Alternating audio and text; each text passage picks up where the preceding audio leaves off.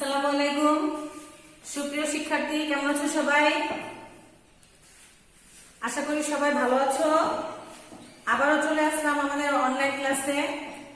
আজকে তোমাদের সাথে আমার ক্লাস হবে হিসাব বিজ্ঞান খতিয়ান চতুর্থ অধ্যায়। খতিয়ান নিয়ে আমি আজকে আলোচনা করব। তোমরা কিভাবে জাবেদা থেকে লেনদেন থেকে জাবেদা বা জাবেদা থেকে কিভাবে খতিয়ান তৈরি করতে হয় সেই সম্পর্কে আজকে আমরা আলোচনা করব এবং দেখব। তো শিক্ষার্থী বন্ধুরা, তোমরা খেয়াল করো যে বোর্ডে আমি কিছু লেনদেন লিখেছি। এই লেনদেনগুলোর আলোকে আমি তোমাদেরকে আজকে খতিয়ান বুঝাবো। কিভাবে খতিয়ান করতে হয়, কিভাবে খতিয়ানের ঘর টানতে হয় সেই সম্পর্কে তোমাদের সাথে আজকে আমি আলোচনা করব। তো এখানে প্রথম লেনদেনটি আছে আমার জনাব রহিম 2019 সালের জানুয়ারি মাসে 50,000 টাকা নগদ নিয়ে ব্যবসা শুরু করলেন। এখানে একটা লেনদেন আছে। এই লেনদেনটার জাবেদা প্রথমে তুমি করবে। তো জাবেদা করলে প্রথমে আমি এখানে জাবেদাটা করতেছি। তুমি খেয়াল করো যে নগদ টাকা নিয়ে যখন ব্যবসা শুরু করা হয় তখন ব্যবসায় আমার কি আসে? নগদ টাকা আসে। তো নগদান হিসাব তখন কি করতে হয়? ডেবিট। নগদান হিসাব ডেবিট, মূলধন হিসাব ক্রেডিট। কারণ আমি যখন নগদ টাকা নিয়ে ব্যবসা শুরু করছি, ওই নগদ টাকা আমি কি হিসেবে আনলাম? ব্যবসায় মূলধন হিসেবে নিয়ে আসলাম। সেজন্য আমার জাবেদা হবে নগদান হিসাব ডেবিট, মূলধন হিসাব ক্রেডিট। বুঝতে পেরেছো নিশ্চয়ই তোমরা? ওকে, এখন আমরা দ্বিতীয় জাবেদাটি করব। দ্বিতীয় জাবেদা হচ্ছে আসবাবপত্র ক্রয় 10,000 টাকা। তো আসবাবপত্র ক্রয় 10,000 টাকা। আসবাবপত্র হচ্ছে আমাদের সম্পদ। তো আমরা জানি যে কারবারে যদি সম্পদ বৃদ্ধি পায় তাহলে সম্পদ হিসাবকে ডেবিট করতে হয়। তাহলে এখানে আমার সম্পদ হচ্ছে আসবাবপত্র, তাহলে আমি আসবাবপত্র হিসাব ডেবিট। আসবাবপত্র হিসাব ডেবিট। কিভাবে আমি ক্রয় করলাম? নগদে। সেজন্য হবে নগদান হিসাব ক্রেডিট। প্রিয় শিক্ষার্থী, নিশ্চয়ই তোমরা বুঝতে পেরেছো 2 নম্বর জাবেদাটা আমি কিভাবে তৈরি করেছি। এবার আসো 3 নাম্বার, কর্মচারীকে বেতন প্রদান 5,000 টাকা। আমরা জানি যাকেই বেতন প্রদান করি না কেন, বেতন হচ্ছে আমাদের একটা খরচ হিসাব। বেতনটা সবসময় কি হয়? ডেবিট হয়। তাহলে আমরা 3 নাম্বার জাবেদাটা শুরু করি। লিখব বেতন হিসাব ডেবিট, নগদান হিসাব ক্রেডিট। শিক্ষার্থী বন্ধুরা, তাহলে 3 নম্বর জাবেদাটা আমরা করে ফেললাম যে কর্মচারীকে বেতন প্রদান 5,000 টাকা। তো যাকেই বেতন প্রদান করা হোক না কেন, বেতন হিসাব ডেবিট, নগদান হিসাব ক্রেডিট। এখন আসো 4 নম্বর জাবেদাটা কিভাবে করতে হবে। ধারে বিক্রয় 10,000 টাকা। তো আমরা জানি যে ধারের বিক্রয়ের সাথে কার সম্পর্ক? দেনাদারের সম্পর্ক। আর বিক্রয় হচ্ছে আমাদের আয়। তাহলে বিক্রয় আমরা জানি আমাদের হিসাব বিজ্ঞানে বিক্রয় আয়, লাভ, মুনাফা এগুলো ক্রেডিট হয়। তাহলে বিক্রয় হিসাব ক্রেডিট, তাহলে দেনাদার হিসাব হচ্ছে ডেবিট। তাহলে আমরা লিখে ফেলি দেনাদার হিসাব ডেবিট, বিক্রয় হিসাব ক্রেডিট। নিশ্চয়ই তোমরা বুঝতে পেরেছো 4 নম্বর জাবেদাটি আমি কিভাবে করলাম। ধারে বিক্রয়ের সাথে কার সম্পর্ক? দেনাদার। দেনাদার হিসাব ডেবিট, বিক্রয় হিসাব ক্রেডিট। ওকে, এখন আসো 5 নম্বর জাবেদা। বিজ্ঞাপন খরচ প্রদান 1,000 টাকা। আমাদের ব্যবসা প্রতিষ্ঠানে দৈনন্দিন অনেক ধরনের খরচ হয়ে থাকে। তো যাবতীয় খরচটাকে আমরা জাবেদায় কি করি? ডেবিট করে দেখাই। তো এখানে বিজ্ঞাপন খরচ বলাই আছে খরচ, তাই এটা আমার সমস্যা না, আমি সরাসরি লিখতে পারবো যে বিজ্ঞাপন হিসাব ডেবিট। আর কিভাবে দিচ্ছি, যেহেতু কিছু লেখা নাই তাহলে আমাকে বুঝতে হবে নগদেই প্রদান করা হয়েছে। ওকে, লিখে ফেলো বিজ্ঞাপন হিসাব ডেবিট,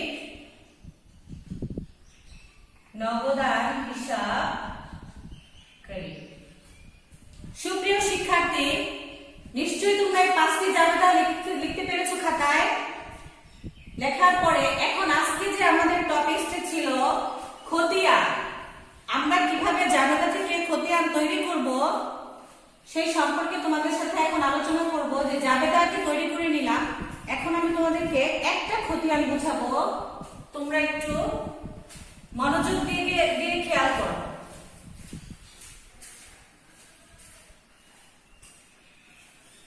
আমরা একটি খতিয়ানের ঘর করব, আর তা হচ্ছে নগদান হিসাব। এই খতিয়ানের ঘরটি আমরা আজকে তোমাদেরকে বোঝাবো। খতিয়ানের ঘর কিভাবে টানতে হয় দেখে নাও। ঠিক মাঝ বরাবর এভাবে টান দিবে, টাকা, জাবেদা পৃষ্ঠা, তারিখ, জাবেদা পৃষ্ঠা, টাকা।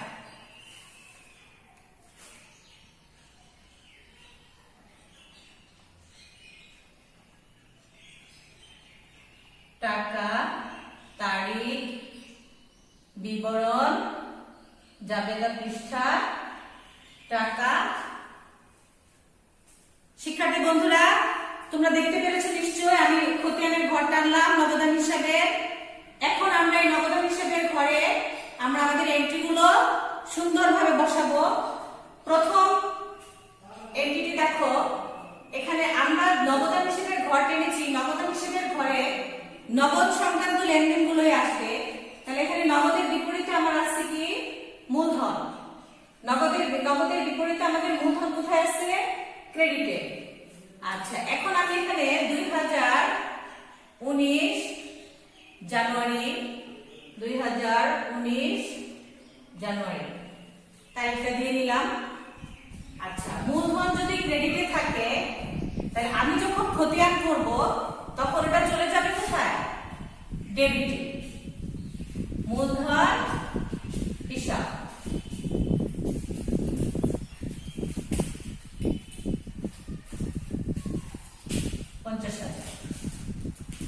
এবার আসো আমরা দেখি আর কোথায় নগদ আছে।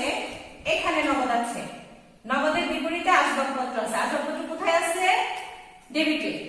এখন আসবাবপত্র ডেবিটে আছে, তাহলে আসবাবপত্র এন্ট্রিটা বসবে কোথায়, ক্রেডিটে। তারিখ দেওয়া আছে 2, লেখো আসবাবপত্র হিসাব।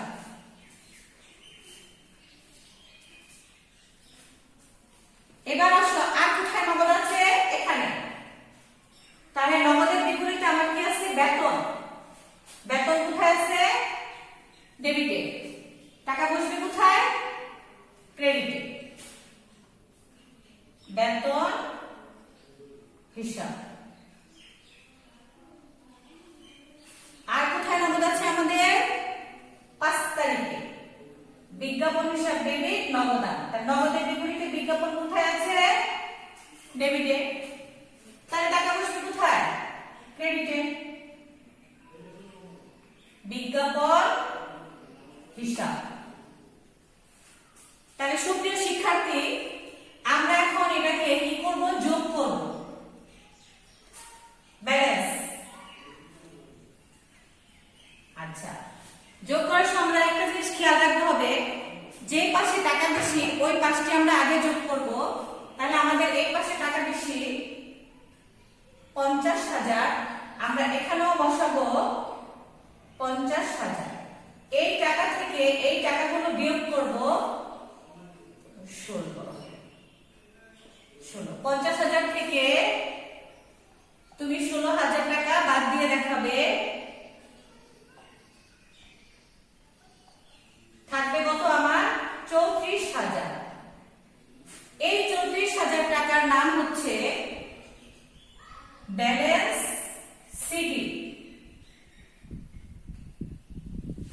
কি নাম হলো? Balance CD. এই সিডিটাই পরবর্তী মাসে ফেব্রুয়ারি 1 তারিখে হবে ব্যালেন্স বিডি। ওই টাকাটাই 34,000। এই গেল আমার খতিয়ানের টি ছক। এটাকে বলে টি ছক। তো শিক্ষার্থী বন্ধুরা, খতিয়ান দুই ধরনের, একটা হচ্ছে চলমান যে ছক, আরেকটি হচ্ছে টি ছক। তো আজকে আমি তোমাদেরকে বোঝালাম টি ছক পদ্ধতিতে তোমরা কিভাবে খতিয়ান তৈরি করবে। আশা করি তোমরা জাবেদা থেকে কিভাবে খতিয়ান তৈরি করে বুঝতে পেরেছো নিশ্চয়ই। তোমরা বাড়িতে অবশ্যই চেষ্টা করবে, তোমাদের বই আছে, বইয়ের মধ্যে অনুশীলনীর অধ্যায় আছে, সেখান থেকে তোমরা ট্রাই করবে। ট্রাই করে তারপর আমাকে জানাবে যে তোমরা বুঝতে পেরেছো কিনা। তো আগামী ক্লাসে তোমাদের বাড়ির কাজ থাকবে, তোমাদের বইয়ে যে অনুশীলনী সৃজনশীল অধ্যায় আছে ওখান থেকে তোমরা খতিয়ান করে ফেলবে। ভালো থাকো সবাই, সুস্থ থাকো সবাই। ধন্যবাদ সবাইকে। আল্লাহ হাফেজ।